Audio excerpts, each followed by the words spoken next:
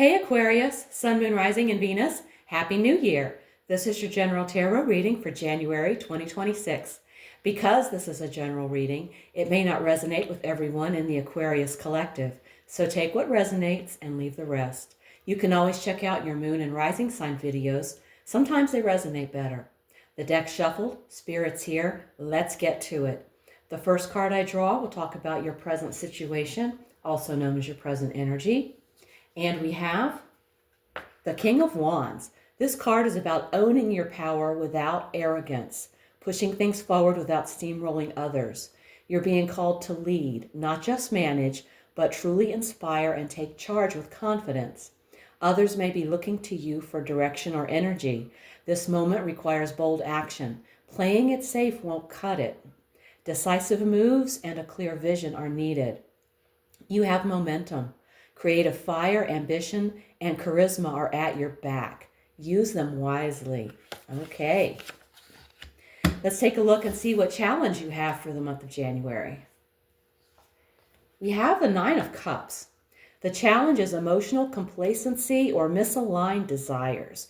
You may be settling for comfort instead of growth, believing you should feel happy but don't, or vice versa. Chasing a wish that no longer aligns with who you're truly becoming. Expecting external success to fill an internal need. This card asks, is this truly what will fulfill you or just what you thought you wanted? The obstacle is questioning whether what feels comfortable or good is actually what will bring deep, lasting fulfillment, and being brave enough to want more if it isn't. Okay. Let's look at the best you can hope for. We have the Ten of Cups. Emotional fulfillment is possible, even if it doesn't look like a picture-perfect fantasy. The key is emotional alignment and authentic connection, not perfection. You could reach a point of true peace and emotional security, especially in your home or relationships. A happy ending is available, but it likely comes from letting love lead, being vulnerable, forgiving, and prioritizing harmony over ego. If there's conflict, this card suggests it can be resolved, leading to genuine connection. All right.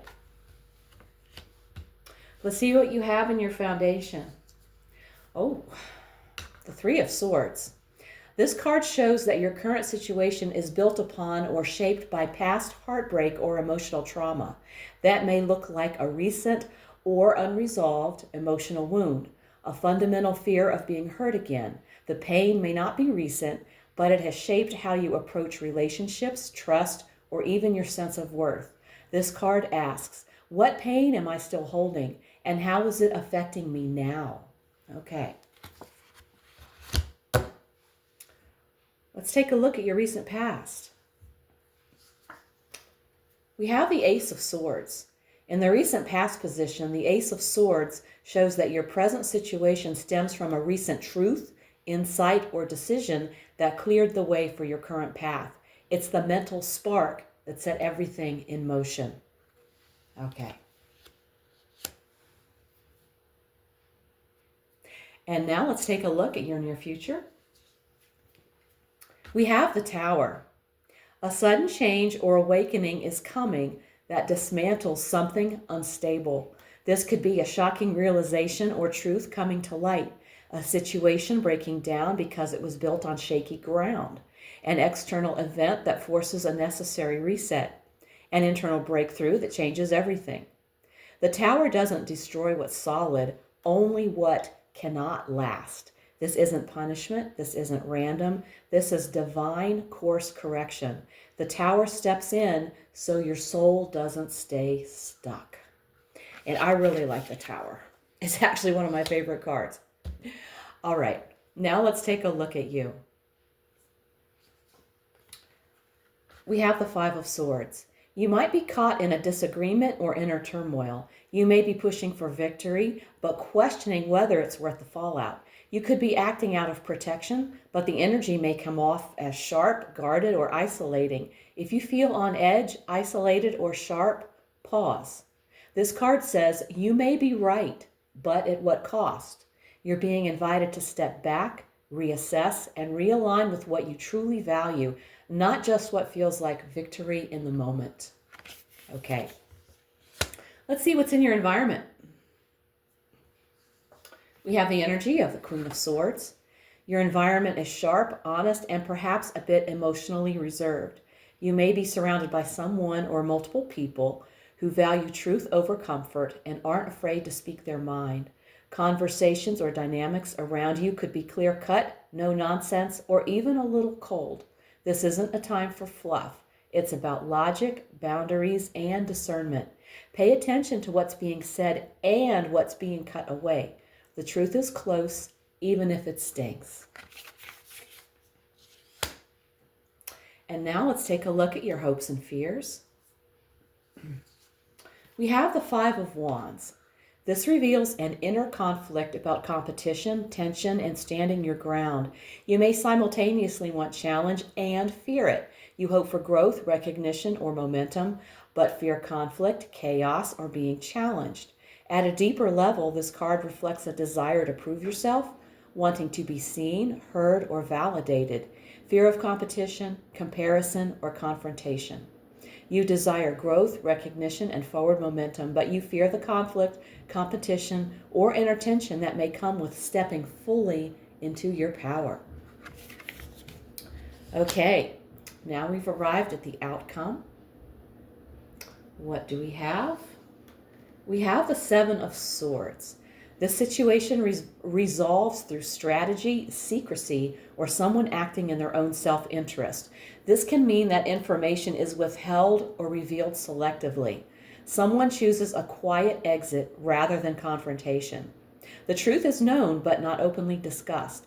You or another person decide to protect yourself by saying less and doing more. The Seven of Swords doesn't always mean deception against you. It can also mean self-preservation. Someone chooses discretion, secrecy, or a calculated exit, and clarity comes more from observation than direct answers. All right, let's take a look at the bottom of the deck and see what's quietly sitting there and what is the energy behind everything we've seen today. We have the King of Swords. This card says, step back, see the full picture, speak clearly, or choose silence wisely. This situation ultimately requires clear thinking, honest communication, and emotional detachment. Spirit is emphasizing facts over feelings, boundaries over appeasement, and truth over comfort. Emotion must be acknowledged, but logic must lead. Okay, now it's time for a message from the Akashic Truth Oracle, a message from Spirit to the Aquarius Collective. And we have expand. You're being asked to expand. You live in a huge world with endless possibilities, and staying safe in the known is no longer working for you. It's time to make your world just a little bit bigger. It's time to imagine the possibilities and go for them. That is a great message. Thank you, Spirit. Aquarius. This reading shows a moment where strength, truth, and growth are colliding, and that's never comfortable, but it is transformative. You're stepping into this month with King of Wands energy, ready to lead, ready to act, ready to claim your power. But the challenge comes from realizing that what once felt like emotional fulfillment may no longer be enough. The Nine of Cups asks you to be brutally honest with yourself. Are you satisfied or just settling? At the root of this situation is unhealed heartbreak. The Three of Swords tells us that this isn't about the present. It's about pain that shaped how you protect yourself, how you argue, and how you withdraw when things get hard. The Ace of Swords in the recent past shows you've already seen the truth. You didn't imagine it, you didn't misunderstand it.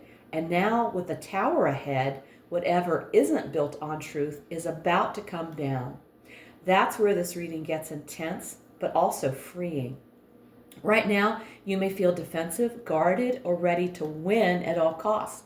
The Five of Swords says pause, not because you're wrong, but because victory that costs your peace isn't real victory.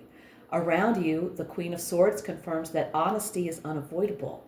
Conversations may be blunt, lines may be drawn, and while that can sting, it also clears confusion. The outcome shows strategy, discretion, and self-preservation. This isn't a loud ending. It's a smart one. Not everything needs to be explained, and not everyone deserves access to your next move. And beneath it all, the King of Swords reminds you that clarity is your greatest ally right now. Think clearly, speak intentionally, choose silence when it protects your truth. With expand as your oracle message, Spirit's final word is this: you have outgrown something, and shrinking yourself to keep it intact is no longer an option. This chapter isn't easy, but it's honest, and honesty is what sets you free. If this reading hit home, give it a like, subscribe, and let me know in the comments how it's showing up in your life. If you want a personal reading, all the info's below. Thank you so much for tuning in. Take care, and I'll see you in the next one.